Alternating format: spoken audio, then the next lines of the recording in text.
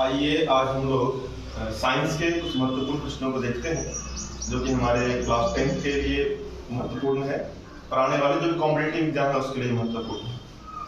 ठीक है, question number हमारा पहला क्या है, किस रंग का विचलन सबसे कम होता है? किसका होता है सबसे कम? तो लाल का होता है। अब यहाँ से बहुत सारे क्वेश्चंस बनेंगे आपके लिए, वो समझिएगा कि जिसका विचलन कम होगा, जिसका विचलन कम होगा उसका तरंगदैर्घ्य सबसे अधिक होगा। उसका तरंगदैर्घ्य क्या होगा? अधिक होगा। उसका तरंगदैर्घ्य अधिक होगा। ठीक है, तो अगर आपसे कोई क्वेश्चन पूछे कि किस रंग का विचलन सबसे कम होता है, तो लाल का। क्वेश्चन आपसे पूछे किस रंग का विचलन सबसे अधिक होता है, तो बैंगनी का। ठीक है, सबसे अधिक विचलन किसका होगा? बैंगनी का। सबसे कम विचलन किसका होगा? लाल का। ठीक है, अगर आपसे कोई क्वेश्चन पूछे कि सबसे अधिक तरंगदैर्घ्य किसका होता है, किसका होगा तरंगदैर्घ्य सबसे अधिक? लाल का। सबसे कम तरंगदैर्घ्य किसका होगा? बैंगनी का। रिवर्स में तरंगदैर्घ्य जिसका ज्यादा उसका विचलन कम, जिसका विचलन ज्यादा उसका तरंगदैर्घ्य कम। क्लियर हो गया बात? चलिए क्वेश्चन नंबर 2 क्या है, सल्फ्यूरिक अम्ल का अणुसूत्र क्या है? तो क्या होता है भाई? H2SO4 होता है। आपसे कभी कभी ऐसा कर सकता है क्वेश्चन में कि पूछेगा कि भैया सल्फ्यूरिक अम्ल का जो अणुसूत्र है H2SO4, उसका आप आणविक द्रव्यमान बताइए। क्या बताइए? आणविक द्रव्यमान बताइए। मतलब H2SO4 का आणविक द्रव्यमान। क्या पूछेगा आपसे कि उसके अणुओं का द्रव्यमान बताइए। तो कैसे बताइएगा? देखिए सर, तो हाइड्रोजन का कितना होता है एटॉमिक मास? 1 होता है ना, तो 1 × 2।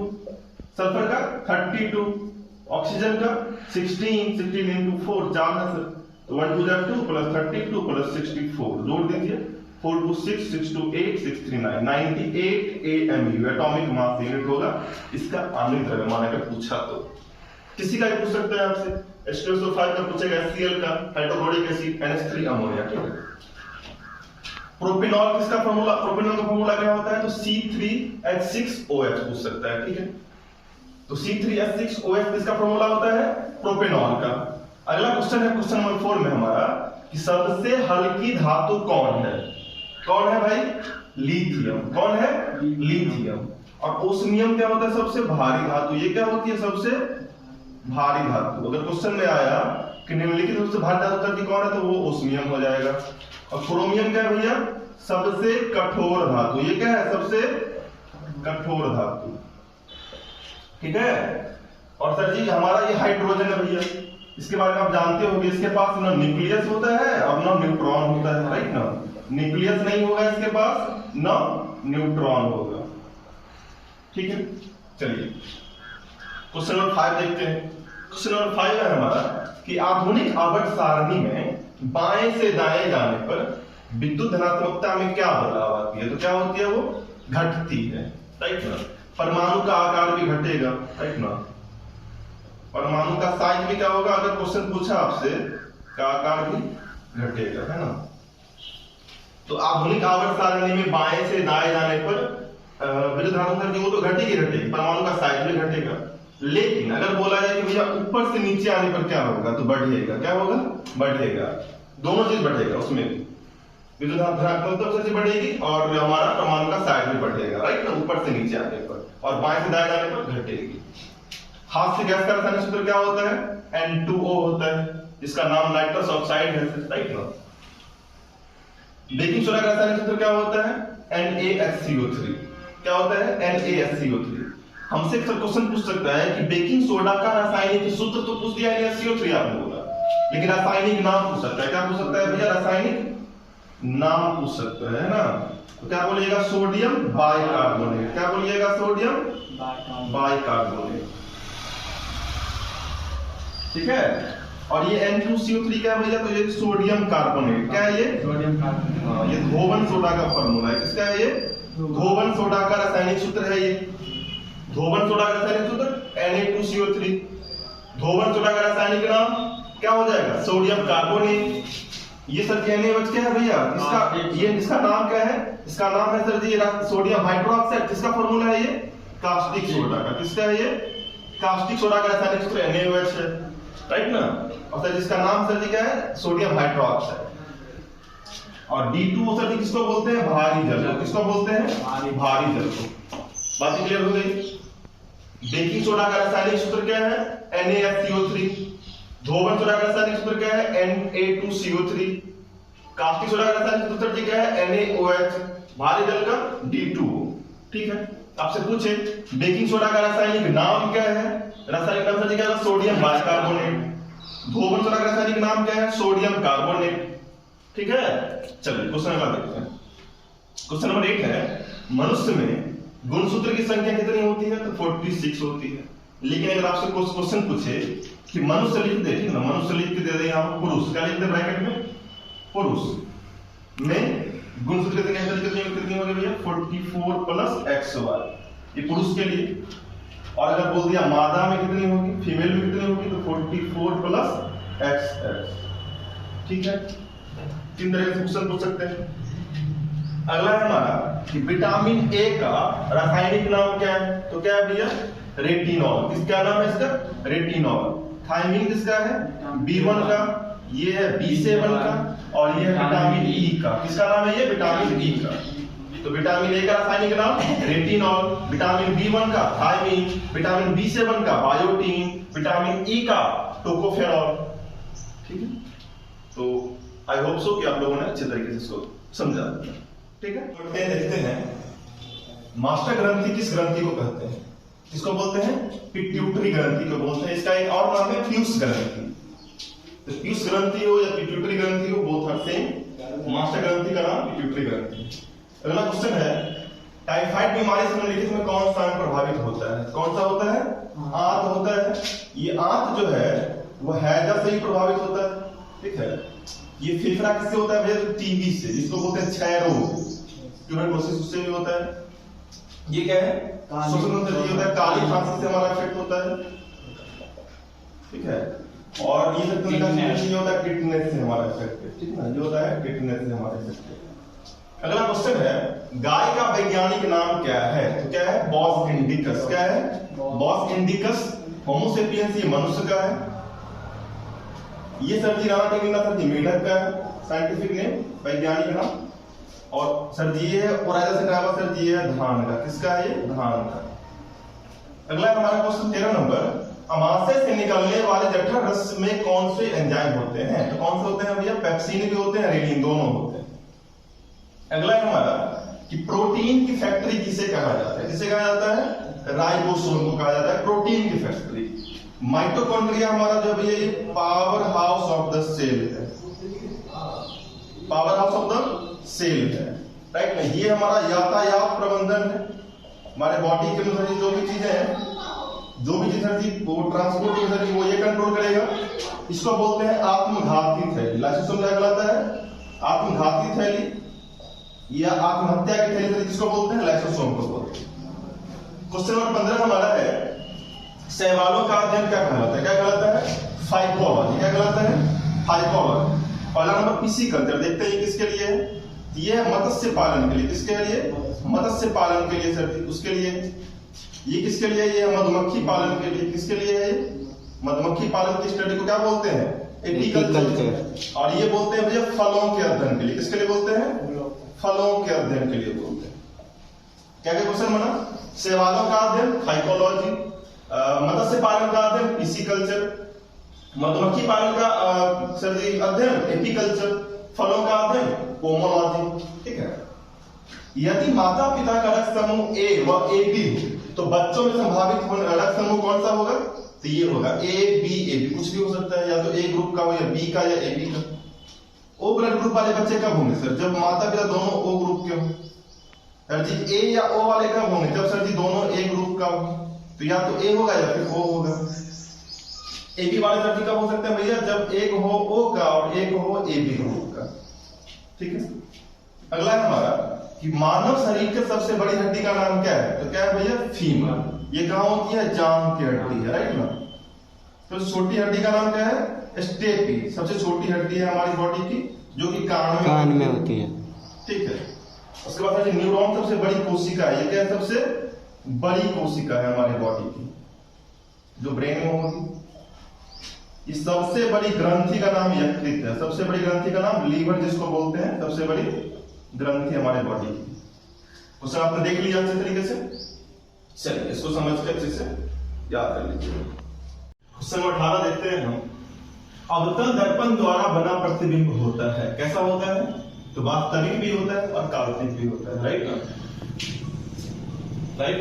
अगर यहाँ पर लेंस पूछेगा तो उत्तल लेंस बनाया तो दोनों प्रतिबिंब वास्तविक भी बनाएगा और काल्पनिक भी बनाएगा, राइट। जो अवतल दर्पण करेगा वो उत्तल लेंस करेगा, जो उत्तल दर्पण करेगा वो अवतल लेंस करेगा, ठीक है। दर्पण लेंस का रिवर्स होता है, क्लियर ना? अवतल दर्पण दोनों प्रतिबिंब बनाएगा। और सर जी अगर पूछा जाएगा कि उत्तल दर्पण कौन सा बनाएगा सर जी, तो काल्पनिक बनाएगा। सर जी प्लेन मिरर सर जी इसको बोलते हैं वो कौन बनाएगा, तो काल्पनिक बनाएगा, ठीक है। अगला कहां पर स्थित होने से वस्तु का प्रतिबिंब अवतल दर्पण के फोकस पर बनता है? तो कहां पर सर रखने पर? अनंत पर। अगर हम अपने ऑब्जेक्ट को इनफाइनाइट पर रखेंगे तब जाके वो अवतल दर्पण के सामने भैया फोकस पर बनेगा उसका प्रतिबिंब, ठीक है। अगला है हमारा क्वेश्चन कि मोटर गाड़ी के 20 नंबर क्वेश्चन है, मोटर गाड़ी के साइड मिरर में कौन सा उपयोग दर्पण होता है भैया? कौन सा होता है हमारा? उत्तल दर्पण होता है। कौन सा होता है? उत्तल दर्पण होता है। इसका यूज सर जी कहां करते हैं? इसका करते हैं सोलर कुकर में करते हैं, ठीक है। और सर जी कहां करते हैं? डेंटिस्ट जो सर होते हैं दंत चिकित्सक, वो सर जिसका यूज करते हैं, राइट ना। और सर जी हम लोग सर जी क्या करते हैं उसमें हेडलाइट में यूज करते हैं इसको, जिसका अवतल दर्पण का, ठीक है। बट गाड़ी के साइड में क्या उत्तल दर्पण। और हाँ, नाई जो हजामती में होता है दर्पण वो भी अवतल दर्पण ही होता है, ठीक है। चलिए अगला है कि पारे का अयस्क निम्न में से कौन है? कौन है? तो भैया हमारा सीने बार है पारे का अयस्क। मैग्नेटाइट किसका है भाई साहब? ये तो ये लोहा का अयस्क है।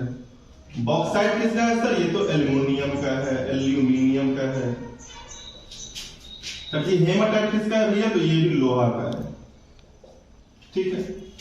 अगला क्वेश्चन है हमारा कि विद्युत जनित्र में रूपांतरण होता है, राइट। कौन करता है? तो इसको करता है भाई, ये यांत्रिक ऊर्जा को लेता है और इलेक्ट्रिसिटी हमको प्रोड्यूस करता है, राइट ना।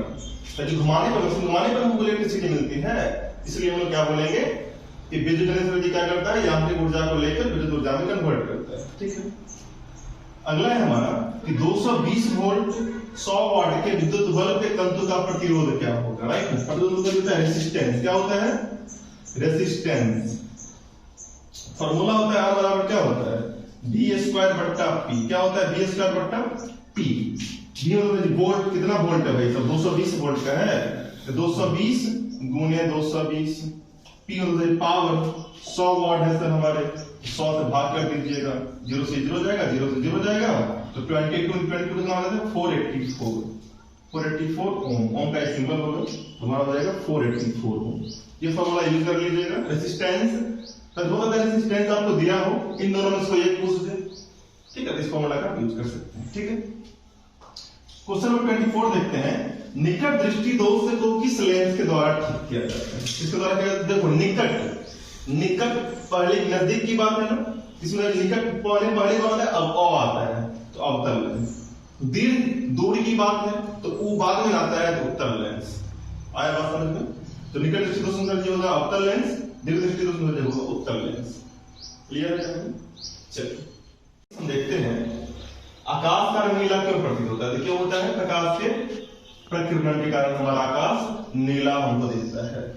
अगला क्वेश्चन है कि सामान्य नेत्र अधिकतम कितनी दूरी तक की वस्तुओं को स्पष्ट देखा जा सकता है? सर जी कितना देखा जा सकता है भैया? अनंत।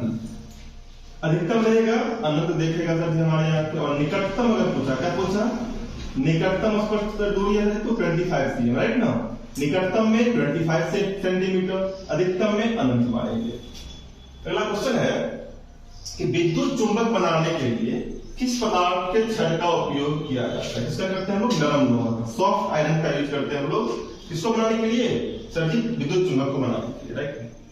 अगला है हमारा क्वेश्चन कि ओम का नियम क्या है? तो भैया वो है हमारा V बराबर IR, जहां V होता है वोल्टेज, I होता है करंट और R होता है रेजिस्टेंस, प्रतिरोध, ठीक है। क्वेश्चन नंबर 29 देखते हैं। विभवांतर का SI मात्रक क्या है? क्या है विभवांतर का SI मात्रक? वोल्ट है। सर जूल किसका होता है? तो जूल सर की कार्य का तथा ऊर्जा दोनों का होता है। अच्छा वॉट नहीं बोलते, वॉट लगा देंगे तुम्हारी शक्ति दिखाकर लगाएंगे सर, तो सर शक्ति का ऐसा मात्रक क्या होता है? वॉट होता है। एम्पियर किसका होता है? ये होता है हमारा विद्युत धारा का SI मात्रक। ठीक है, तो सर हमारा विभवांतर का SI मात्रक क्या होगा? वोल्ट होगा। कार्य तथा ऊर्जा का जूल, सिर्फ कार्य पूछे तब भी जूल, सिर्फ ऊर्जा का पूछे तब भी जूल। शक्ति का SI मात्रक वॉट, विद्युत धारा का SI मात्रक एम्पियर। अगला क्वेश्चन है कि तालाब का जल कम गहरा दिखाई देता है किस कारण? मतलब सर जी हम गए, पानी ज्यादा गहरा है, लेकिन जब ऊपर से देखते हैं तो दिखता है कि भैया पानी बहुत ही कम लेयर पे, राइट, मिट्टी अंदर उठा हुआ है, ऊपर देखा भैया तो अंदर जा रहे हैं। तो सर किस कारण दिखता है? प्रकाश के अपवर्तन के कारण, क्योंकि वहां पर जाने के बाद लाइट की स्पीड कम हो चुकी है, इस कारण बस हमको सर इसकी गहराई कम दिखती है। क्वेश्चन नंबर 31 है, क्षारक को जल में घोलने पर क्या मुक्त होता है? तो क्या होता है? क्षारक को घोलने पर OH माइनस होगा मुक्त। और सर जी, और अगर हम यहाँ पर अम्ल पूछा कि अम्ल को जल में घोलने पर तो H प्लस, अम्ल को जल में घोलेंगे तो H प्लस रिलीज होगा, और क्षारक को जल में घोलेंगे तो OH माइनस रिलीज होगा। अगला है ग्लूकोज का रासायनिक सूत्र क्या होता है? तो क्या होता है? C6H12O6, ये ग्लूकोज का फॉर्मूला है, और C12H22O11 इसका फॉर्मूला है, चीनी का फॉर्मूला। ठीक है, कभी कभी आपको आने द्रव्यमान पूछ देगा, तो पता ही है कार्बन का 12 होता है, H का 1, ऑक्सीजन का 16, इसको गुना करके आपस में जोड़ लेंगे, इसका भी पूछ सकता है। तो ग्लूकोज का रासायनिक सूत्र C6H12O6, चीनी का C12H22O11। चलिए इसको अच्छे तरीके से समझ के याद कर लीजिएगा। क्वेश्चन नंबर 33 देखते हैं हम कि हवा या निर्वात, हवा में या निर्वात में प्रकाश की चाल क्या होती है? तो 3 × 10⁸ मीटर पर सेकंड। कभी कभी क्या करेगा एग्जामिनर कि भैया 3 × 10⁵ लिख देगा और किलोमीटर पर सेकंड लिख देगा, तो वो भी ऑप्शन हो सकता है। पावर 3 घट गया, किलोमीटर में आ जाएगा, राइट ना। पावर 2 बढ़ा देंगे, सेंटीमीटर में हो जाएगा, राइट ना। अगला है सर हमारा कि प्रकाश किस प्रकार के तरंग का उदाहरण, किस प्रकार का है भैया? तो विद्युत चुंबकीय तरंग कर दी, this is called electromagnetic wave. प्रकाश क्या है हमारा सर? तो विद्युत चुंबकीय तरंग, option number D. Question number 35 है हमारा कि धारा मापने में किसका उपयोग होता है? किसका उपयोग होता है? तो ए मीटर का यूज करते हैं हम लोग धारा मापने में, राइट ना। अगला है हमारा कि डायनमो से किस प्रकार की धारा प्राप्त होती है? किस प्रकार की धारा प्राप्त होती है? तो विद्युत धारा प्राप्त होती है। क्वेश्चन नंबर 37 है कि 1 यूनिट विद्युत ऊर्जा का मान क्या होता है? तो क्या होता है भैया? 3.6 × 10⁻6 जूल। 1 यूनिट समझते हो क्या होता है भाई? ये होता है 1 यूनिट बराबर होता है 1000 वॉट। क्या होता है? 1000 वॉट। मतलब हम जो बल्ब लाते हैं खरीद कर, अगर 10 वाट का बल्ब है सर, वो 10 W लिखा हुआ है, इसका मतलब है कि वो 100 घंटा, मतलब 100 × 10 टाइम जब जलेगा तब जाकर सर वो 1 यूनिट बिजली हमारा कंज्यूम करेगा।